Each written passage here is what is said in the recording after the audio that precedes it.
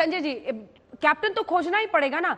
एक पक्ष इनका है, इनको राहुल गांधी पर भरोसा है, लेकिन विपक्ष के कितने नेता एक के बाद एक, जो हम क्षेत्रीय दलों को देख रहे हैं, ममता बनर्जी दिल्ली आ रही हैं बार बार, वो राष्ट्रीय मीडिया से बैठ के करती हैं, ऑफ रिकॉर्ड मिलती है हम लोगों से। कई नेता, नीतीश कुमार खुलकर, उनके जितने मंत्रियों से बातचीत हुई सबने ऑफ रिकॉर्ड यही कहा है कि अब आप लोग 24 पे फोकस कीजिए ना। अब तो नीतीश जी 24 के लिए पहुंचेंगे वहां पर, तो उनका भी एक पक्ष है। क्या उनको राहुल गांधी पर भरोसा होगा? ऐसे में कौन होगा चेहरा, कैप्टन कौन होगा ऑपोजिशन की तरफ से? मुझे लगता है प्रॉब्लम ऑफ प्लेंटी जिसको कहते हैं, कि ढेर सारे दावेदार हैं और इन दावेदारों के बीच में जो ईगो है वो सामने आती है। अगर पॉलिटिकल स्ट्रैटेजी के तौर पे देखें तो मुझे लगता है, जिसका जिक्र बार बार होता है, अगर विपक्ष इस चक्कर में पड़ी कि उन्हें एक नेता ढूंढना है, एक ऐसा चेहरा ढूंढना है जो प्रधानमंत्री मोदी का राष्ट्रीय स्तर पर मुकाबला करे, तो मुझे लगता है इस खेल में उन्हें कई अड़चने आएंगी। पहले, ऐसा चेहरा ढूंढ पाना उनके लिए मुश्किल है, और इस चेहरे के तलाश में विपक्षी एकता होने की जो भी कुछ गुंजाइश बची है वो भी बिखर जाएगा, उस पर भी वो आगे नहीं बढ़ पाएंगे।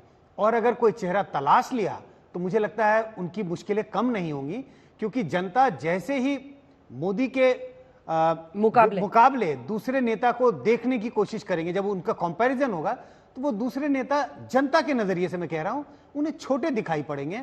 और ऐसी स्थिति में प्रधानमंत्री मोदी जो बीजेपी के लिए सचमुच वोट फासला देखिए ना, फासला देखिए ना सुप्रिया जी, जो कह रहे हैं संजय जी, जो संजय जी कह रहे हैं, ये नंबर्स देखिए मेरे साथ स्क्रीन पर है, 53 वर्सेस 9। मुझे लगता है एक चीज यहां पर कहनी जरूरी है, भारतीय जनता पार्टी को, जैसा कि मैंने पहले भी कहा, कांग्रेस से या अन्य विपक्षी दलों से ही समस्या नहीं है।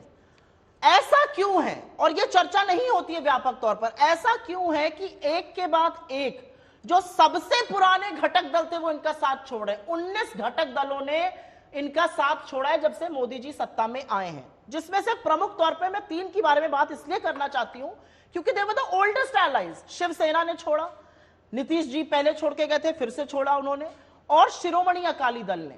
ये एक बड़ी बात होती है, आपका जो बेडरॉक होता है यूनिटी का, अगर वो छोड़ रहा है तो वो कहीं ना कहीं प्रश्न चिन्ह लगाता है जो लोग शीर्षस्थ पे हैं वो किस तरह की कार्रवाई कर रहे हैं। इनकी दिक्कत है, मैं हूं, मेरे अलावा कोई नहीं हो सकता है, और अगर वो मेरे अंदर से भी कोई चैलेंजर बन जाएगा तो उसको भी घर बिठाने का काम, उसको भी निस्तो नाबूद करने का काम हम ही करेंगे, चाहे वो एजेंसी से करे, चाहे वो पैसे से करे, चाहे वो अन्य प्रकरणों से करे। ये इन 3 प्रकरण। एक जो इसमें नंबर है, अगर आज चुनाव हुए तो बीजेपी को कितना, यूपीए को कितना, अन्य को कितना, हमने बीजेपी का नंबर अलग किया है। वो नंबर अगर हम दर्शकों को दिखा दें तो सुप्रिया जी, अगला सवाल आपसे ये बनेगा कि ये गठबंधन के साथियों को अगर छोड़ भी देते हैं तो 283 सीटें इनको आ रही हैं अपने दम पर। तो आप कह रहे हैं कि नंबर घटा है, सिर्फ 3 है, नंबर घटा, घटक की है। किसमें 286 आप दिखा रही हैं, तो 286 तो वो घटने के बाद है, तो 286 तो घटने के, ये 1 अगस्त तक का नंबर है, तो ये गलत नंबर है ना। अगर चलिए ठीक है, पहले ही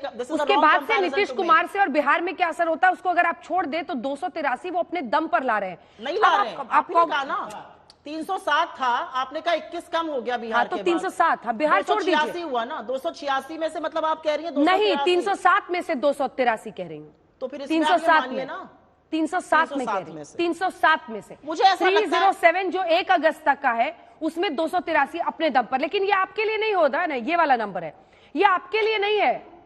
आपको तो स्ट्रगल करना है और 40 से आप कहां पहुंचते हैं वो समझना है। तो ये अफोर्ड कर सकते हैं कि इनको गठबंधन में ये इनकी महत्वाकांक्षा है। आप इनके नेताओं के साथ बैठिए, वो कहते हैं कि हम धीरे धीरे गठबंधन के साथियों को छोड़कर अपनी पार्टी को प्रबल करके हम सरकार बनाएंगे। लेकिन कांग्रेस क्या करेगी? पर वहीं पर मुझे ऐसा लगता है हिंदुस्तान की राजनीति का बदलाव उसी पॉइंट से होगा जिस पॉइंट का उल्लेख आपने किया है कि हम गठबंधन को खत्म कर लोगों को खत्म करके अंदर से और बाहर से हम रहेंगे।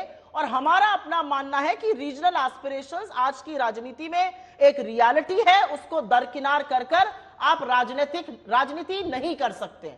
चाहे वो ममता बनर्जी का असेंट हो, चाहे वो टीडीपी का हो, चाहे वो बीजेपी का हो, ये असेंट ऑफ पॉलिटिकल एस्पिरेशंस है रीजन में। आप इसको नकार कर कैसे राजनीति कर सकते हैं? उनको निस्तो नाबूद करके करना, एक तरह से आप रीजन्स को खत्म करने की बात कर रहे हैं, आप हर जगह इंपीरियलिज्म की बात कर रहे हैं। हमारी पॉलिटिकल सोच उस स्पेक्ट्रम में उनसे बिल्कुल जुदा है। चलिए ठीक है, इसका जवाब छोटा सा दीजिए जब तक मैं वहां पहुंच रही हूं। देखिए, इन्होंने जो बात कही रीजनल एस्पिरेशन की बात, अरे भाई हम एकमात्र दल हैं जिसने क्षेत्रीय दलों को समर्थन देके उनका मुख्यमंत्री बनाया है, और जब वो हमसे अलग हुए तो क्या स्थिति हुई ये बताइए। हमने और ऐड कर देता हूं, जब हमने मायावती को समर्थन दिया, उनकी 67 हमारी 178 मुख्यमंत्री उनको बनाया। अब क्या किया? इसमें बिहार में पूरे 3 साल नेता प्रतिपक्ष हमारा, हमने इनको नीतीश जी को मुख्यमंत्री बनाया। जेडीएस हमारे 84, उनके 40, कर्नाटक में हमने बनाया। परंतु यदि कोई हमसे अलग हुआ तो अकाली दल अलग हुआ ना। क्या हुआ भाई चुनाव में? आप तो अकाली दल दोनों देख लिए। शिवसेना हमसे अलग होकर लड़ी, हम बड़ी पार्टी हो गए।